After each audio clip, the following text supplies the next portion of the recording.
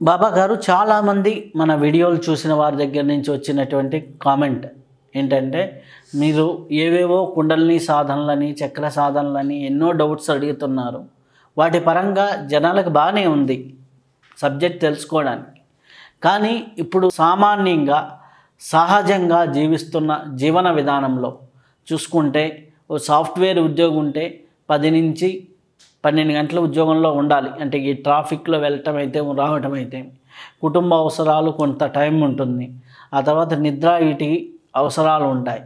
అట్లాంటి వ్యక్తులు అంటే ఓ సాఫ్ట్వేర్ ఉద్యోగం కాదు, గవర్నమెంట్ ఉద్యోగైనా ఎవరైనా సరే ఇప్పుడున్న ఆర్థిక భారాలు, వీటి అవసరాలు, వీటన్నిటితో పరుగులు తీస్తున్న వారికి మన నిత్య జీవితంలో సాధనా మార్గంలో తరించడానికి ఏమన్నా ఉపయోగాలు ఉన్నాయా? వక్రతుండ మహాకాయ కోటి సూర్య సమప్రభ నిర్విఘ్నం కురు మే దేవ సర్వకార్యేషు సర్వదా. శరదిందు వికాస మందహాసం స్ఫురదిందీవర లోచనాభిరామం అరవింద సమాన సుందరాస్యాం అరవిందాసన సుందరీం ఉపాస్మహే. జ్ఞానానందమయం దేవం నిర్మల స్ఫటికాకృతిం ఆధారం సర్వవిద్యానాం శ్రీ హయగ్రీవ గురుం ఉపాస్మహే. మా గురుదేవులైనటువంటి మహంత్ హిమాలయ గిరిజీ మహారాజ్ వారి పాదపద్మములను మనస్సులో స్మరించుకొని నిర్వీ ప్రేక్షకులకు ఆశీర్వాదాలు ఇస్తూ, మీరు అడిగిన ప్రశ్న నిజమే. ఇప్పుడు ప్రపంచం ఉరుకులు పరుకులు మీద ఉంది. అందరికీ ఆధ్యాత్మికత ఇంట్రెస్టే, కానీ వాళ్ళు మేము ఇది చేయలేం కదా అనుకుంటున్నారు. ఎవరికైనా ఉపయోగపడేటట్లు మన పూర్వీకులు ముందుగానే దీన్ని ఊహించే కొన్ని విధి విధానాలు పెట్టి ఉన్నారు. కేవలం 1-1.5 నిమిషం మాత్రమే చెప్పగలిగిన చిన్న స్తోత్రాలు, పేరుకవి చిన్నవి, మంత్రాలంత గొప్ప శక్తివంతమైనటి మన వాళ్ళు మనకు అందించారు. ఏ సమయంలో ఏది చేసుకోవాలి. ప్రతి మానవుడు ఎట్లయినా కానీ సూర్యోదయానికి ముందు లేయాలి, కాలకృత్యాలు తీర్చుకున్నాక స్నానం చేయాలి. దీన్ని మొదట మన మెటబాలిజానికి అలవాటు చేసుకోవాలి. కొంతమంది ఎక్కడైనా పాపం నైట్ డ్యూటీ వాళ్ళు ఉంటారు, వాళ్ళ వ్యవహారం వేరే. వాళ్ళు కూడా 5 గంటలప్పుడు ఈ కాలకృత్యాలు స్నానం చేయాలి. వాళ్ళు డ్యూటీలో ఉన్నా కానీ ఒక 10 నిమిషాలు పక్కనకి వెళ్ళిపోయి చేసుకోవాలి. ఇది ముందు ప్రాథమికంగా మానవుడు తనను తాను మోల్డ్ చేసుకునే విధానం. తన బాడీ మెటబాలిజాన్ని ఆధ్యాత్మికత వైపుకు తిప్పేదానికి సూర్యోదయానికన్నా ముందు ఈ పనులు చేసుకొని, సరిగ్గా ఒకవేళ పడుకున్నారు, నిద్రపోయారు, రాత్రి 10 గంటలకు పడుకున్నారు, పొద్దున 4:30-5కు లేశారు, కాలకృత్యాలు తీసుకునేకి ఇవన్నిటికన్నా ముందు అసలు మీరు పడుకొనే ఉన్నారు, బెడ్లోనే ఉన్నారు, మెలకువ వచ్చింది. లేచిన వెంటనే ఈ 2 చేతులను ఇట్లా నిలుపుకొని కళ్ళ మీద పెట్టుకుని పడకలోనే ఈ చేతులను చూస్తూ, కరాగ్రే వసతే లక్ష్మి, కరమధ్యే సరస్వతి, కరమూలంచ పార్వతి, ప్రభాతే కరదర్శనం. ఎంతసేపు అయింది? ఇది 1 నిమిషం మ్యాక్సిమం అయిపోయింది. ఆ తర్వాత లేచారు, కాలు కింద భూమి మీద పెడుతున్నారు. సముద్రవసనే దేవి, అనేక రత్న సంభూతే, విష్ణుపత్నీచ దేవి, క్షమస్సత్వం మమ పాద తాడన. అమ్మ భూదేవి, నీ మీద నేను కాలు పెడుతున్నాను, అందుకు నన్ను క్షమించు అని అడగడం. క్షమయా దరిద్రే ఆ తల్లి. మనం ఏం చేసినా, గుంతలు తవ్వినా, హెచ్చలు ఉమ్మినా, మలమూత్ర విసర్జన చేసినా ఆ తల్లి ఏమనుకోకుండా మనకు పంట ఇస్తుంది. అటువంటి తల్లికి కృతజ్ఞతాపూర్వక మంత్రం. ఆ మొదట చెప్పిన దానికి మనమంతా డబ్బుల ట్రాన్సాక్షన్ ఇక్కడి నుంచి చేస్తాం. అందుకని కరాగ్రే వసతే లక్ష్మి అన్నారు. ఇట్లా రాస్తాం, మధ్యలో సరస్వతి ఉంది అనేసి ఇట్లా రాస్తాం. కాబట్టి వాళ్ళ ఆలోచన సరళి చూడండి ఎంత అద్భుతంగా చెప్పినారు. ఒక బకెట్ ఎత్తాలా, బరువు ఎత్తాలా అంటే ఇక్కడ ట్విస్ట్ పనిచేస్తుంది.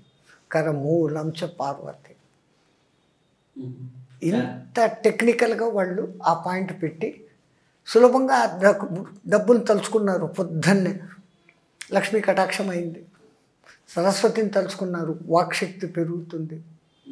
శరీరంలో పార్వతిని తలుచుకున్నారు, శరీర శక్తి పెరుగుతుంది, స్థూల శక్తి, ఆత్మశక్తి ఆటోమేటిక్గా ఉంటుంది. తర్వాత చెప్పే మంత్రంలో ఆ భూమిదేవికి క్షమ అడుగుతున్నాం.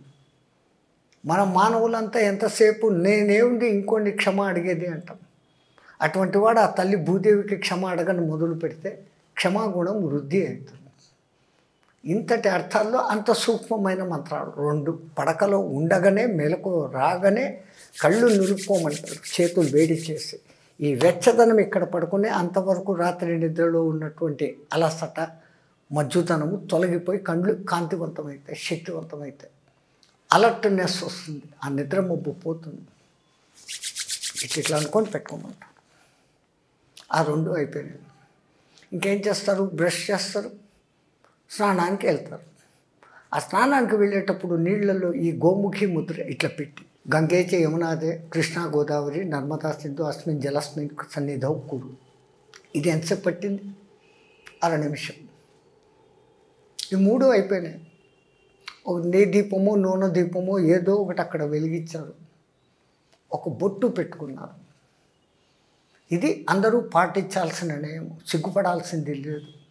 అది ఏ బొట్టైనా కానివ్వండి, ఆజ్ఞాచక్రం దగ్గర ఒక బొట్టు పెట్టినప్పుడు, ఎస్పెషలీ కుంకుమ, మన సనాతన ధర్మంలో మన పూర్వీకులు ఎంత ఆలోచించి వానికి అక్కడ యాక్టివేషన్ జరిగేదానికి పసుపు కొమ్ములను నిమ్మకాయలలో నానబెట్టి కొంచెము సున్నము కలిపినప్పుడు అది కుంకుమగా మారుతుంది.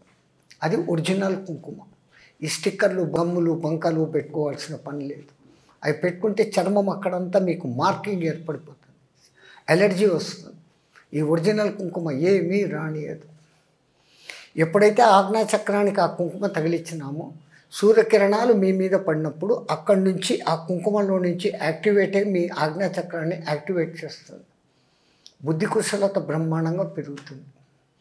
ఇంకా మీరు గంధం పెట్టుకుంటారా, ఇంకోటి ఏదో ఒకటి ఆ భాగాన్ని మట్టుకు కవర్ చేస్తూ ఈ మాత్రం బొట్టు, కళ్ళకు బాగా కనపడేంత బొట్టు, అదేదో కన్నుబడి కనపడకుండా ఇంత చిన్నది పెట్టుకుని స్టిక్కర్లు పెట్టుకుంటాం, అంత పెట్టుకోవాలి. అప్పుడు ఆజ్ఞాచక్రం యాక్టివేట్ అయ్యింది. ఈ పని చేస్తారు. మీరు ఇంకేదో బయటికి వెళ్ళాలా పని మీద. ఆపదాపమ హర్తారాం ధాతారాం సర్వసంపదాం లోకాభిరామం శ్రీరామం భూయో భూయో నమామ్యహం అనుకోవాలి. ఆపదలు తొలగించి సంపదలు ఇచ్చేవాడు రామచంద్రుడు. ఆ రామచంద్రుడిని మీరు అనడం లేదు, నిజానికి మీలో ఉన్న మీ ఆత్మ రాముణ్ణి అంటున్నారు. మిమ్మల్ని మీరు నేను చేయగలను అన్న కాన్ఫిడెన్స్ మీకు వస్తుంది. రామనామం బయటికి ఉచ్చారణ, రామ కథ, కానీ మీరు ఆత్మారాముడు. ఆ భావనతో నా రాముడు నాకే ఉన్నాడు అనుకున్నటువంటి భావనతో అది చెప్తారు. వెళ్ళిపోయారు. మధ్యాహ్నం భోంచేస్తున్నారు, ఆఫీసులోనో ఇంట్లోనో ఎక్కడో వచ్చి భోంచేస్తున్నారు. ఇక్కడ మాత్రం ఒక 3 నిమిషాల మంత్రాలు. అన్నపూర్ణే సదాపూర్ణే శంకర ప్రాణవల్లభే జ్ఞాన వైరాగ్య సిద్ధార్థం అని సన్యాసులు మేమంటాము. భక్తి జ్ఞాన సిద్ధార్థం అని చెప్పేసి సంసారులు అనాలి. ఈ చిన్న వివరణ తెలియకుండా పాపం చాలామంది చేస్తారు. ఇది కంఠాపాఠం అయిపోయింది అందరికీ. భక్తి జ్ఞాన సిద్ధార్థం అనేది మర్చిపోయి జ్ఞాన వైరాగ్య సిద్ధార్థం అంటున్నారు. సంసారాలకు వైరాగ్యం ఎందుకు ఉండాలి? సంపాదించాలి, మీరు 10 మందికి పెట్టగలగాలి. వైరాగ్యం ఇప్పుడే అక్కర్లేదు. కాబట్టి వాళ్ళకు ఈ చిన్న మంత్రంలో ఈ మార్పు, అన్నపూర్ణే సదాపూర్ణే శంకర ప్రాణవల్లభే భక్తి జ్ఞాన సిద్ధార్థం అని సంసారులు అన్నారు. మాలాంటి వాళ్ళము జ్ఞాన వైరాగ్య సిద్ధార్థం. ఈ మా ఉన్న వైరాగ్యం ఇంకా వృద్ధి చెందుగాక, ఇట్లే ఉండి 10 మందికి లోకా సమస్తాం సుఖినోభవంతో అనుకోగాక అన్నటువంటి భావన సన్యాసులకు మాత్రమే. సంసారులకు మీరు బాగుండాలా, మీ తరం బాగుండాలి, మీ చుట్టూ ఉన్న సమాజం బాగుండాలి. మీరు సంపాదించి సమాజానికి మీరు కొంత ఇవ్వాలి. ఆ సమాజం మీకు ఇంత ఇచ్చింది, మీరు ఆ సమాజానికి తిరిగి కొంత ఇవ్వాలి. దానికోసం అది చెప్తాం. అది చెప్పిన తర్వాత ఈ తింటున్నవాడు బ్రహ్మము, తినబడుతున్నది బ్రహ్మము, సర్వం ఖలిద్వం బ్రహ్మ అని మన పూర్వీకులు చెప్పినారు. కాబట్టి భగవంతుడు భగవద్గీతలో చెప్పిన ఆ శ్లోకం బ్రహ్మార్పణం బ్రహ్మహవి బ్రహ్మాగ్నో బ్రహ్మణావతం బ్రహ్మణైవ గంతవ్యం బ్రహ్మకర్మ సమాధిన. ఈ 2 చెప్పినాక మళ్ళీ భగవద్గీత శ్లోకమే అహం వైశ్వానరో భూత్వా ప్రాణినా దేహమాశ్రిత ప్రాణాపాన సమాయక్తం పచాన్యన్నం చతుర్వేదం. 3 అయిపోయినాయి. ఎంతసేపు పట్టింది? 3 కలిపి 1 నిమిషం, నిమిషంన్నర అనుకోండి. ఇప్పుడు అది భగవత్కైంకరమైనటువంటి మహాప్రసాదం. ఆ భావనతో మనం తిన్నప్పుడు అది ఇంకా శక్తివంతమవుతుంది. ముందు అది అన్నమే, మంత్రాలు చదువుకున్నా అదే అన్నమే. మంత్రం చదివినాక అది ప్రసాదం అనిపించుకుంటుంది, భగవంతునికి అర్పణ చేసినామన్న పవిత్ర భావన. భోజనం అంతా అయిపోయిన తర్వాత ముగ్గురికి ధన్యవాదాలు చెప్పుకోవాలి. అప్పటికప్పుడు వండి పెట్టినవాడు, పంట పండించినవాడు, పంటనే ఇచ్చినవాడు. అందుకని ఉత్తరోపాసన చేసి, అది చేసినా చేయకుండా అన్నదాత సుఖీభవ, అన్నదాత సుఖీభవ, సుఖీభవ సుఖీభవ, అన్నదాత సుఖీభవ అని చెప్పాం. ఎంతసేపు పట్టిందండి? దినమంతా ఏ మంత్రాలు చదవాల్సిన పని